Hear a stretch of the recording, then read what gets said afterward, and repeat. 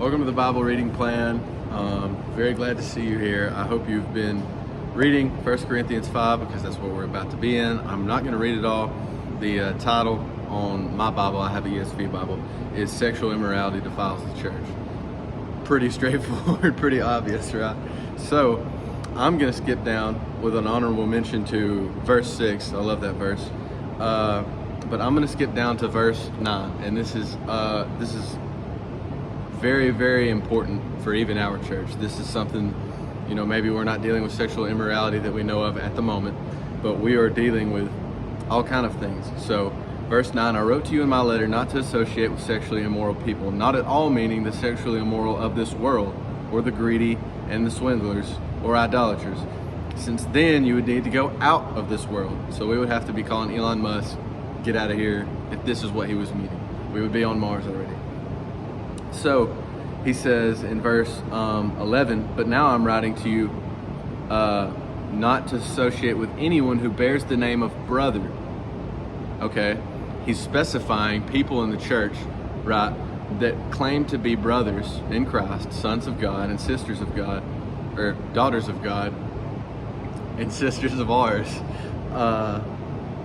He's saying if they're very hypocritical in this sense, like sexually immoral, greedy, if they're swindlers, idolaters, whoever bears the name brother, if he is guilty of sexual immorality or greed or is an idolater, reviler, drunkard, swindler, not to even eat with such a one. That's crazy, right? We're supposed to not be eating with each other. If they're, wouldn't they need like help? Shouldn't we go help them, right? So I think this is in Matthew 18. Matthew 18 is great. It starts in verse 15, and it says, if your brother sins against you, go and tell him his fault between you and him alone. Okay, that's awesome. If he listens to you, you've gained your brother. But if he does not listen, take one or two along with you, so that the charge may be established by the evidence of 2 or 3 witnesses. If he refuses to listen to them, go tell it to the church. And if he refuses to listen to even the church, let him be to you as a Gentile and a tax collector. Truly, okay, all right, I'll stop there.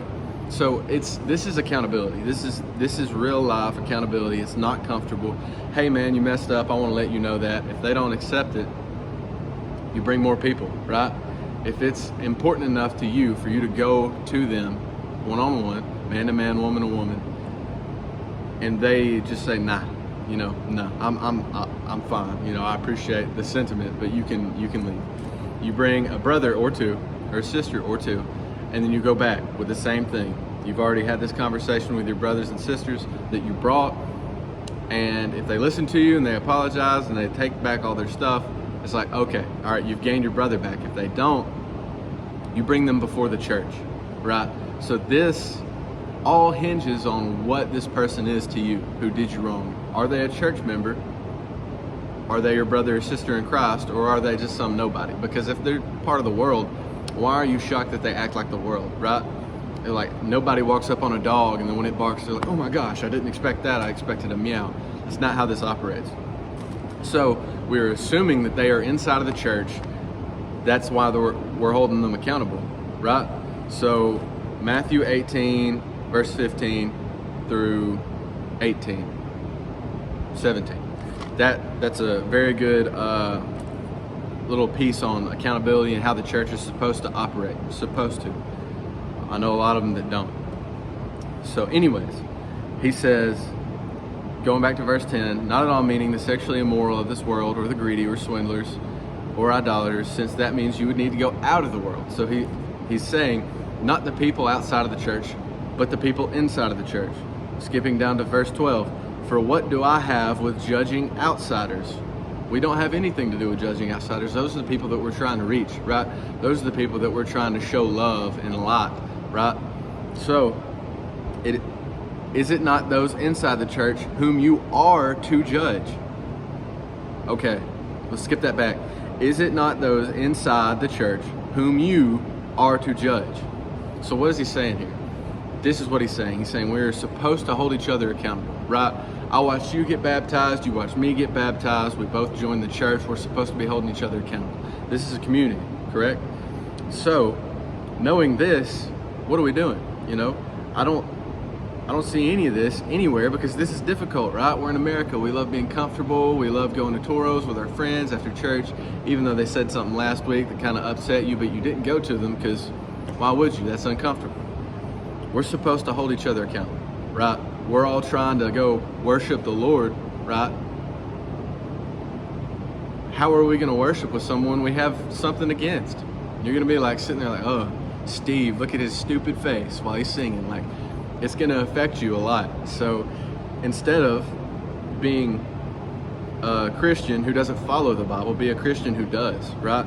Because it says, go between you and him alone. If he listens to you, you gained your brother. But if he does not listen, take one or two along with you, that every charge may be established by the evidence of 2 or 3 witnesses. If he refuses to listen to you, tell it to the church. And if he refuses to listen to even the church, let him be to you as a Gentile and a tax collector. So go start sharing the gospel with them again. We don't do this. For what do I have to do with judging outsiders? Is it not those inside the church whom you are to judge? God judges those outside. Purge the evil person from among you. So, it's been a little bit of a long video. Thank you for sticking around. So, what Paul is saying here is that we are to judge those inside the church. That doesn't mean that you're going in there and pointing everybody's flaws out, right? If this is a serious thing, if somebody is seriously sinning, you go to them, right? They don't accept it, take 1 or 2 with you. They don't accept you, take them before the church, right? Because the church is a community, it's a family. We're all supposed to be together helping each other. So if we're not doing that, what are we doing? We're not practicing the Bible, right? We claim to be Christians, followers of Christ, right? He says, why do you call me Lord and not do what I tell you? This is what he's telling us to do, guys. This is what we have to do. I love y'all. I hope y'all had a great time listening to me ramble. This is probably one of my shortest videos yet. So y'all take care. Y'all have a blessed day. I'll see y'all tomorrow.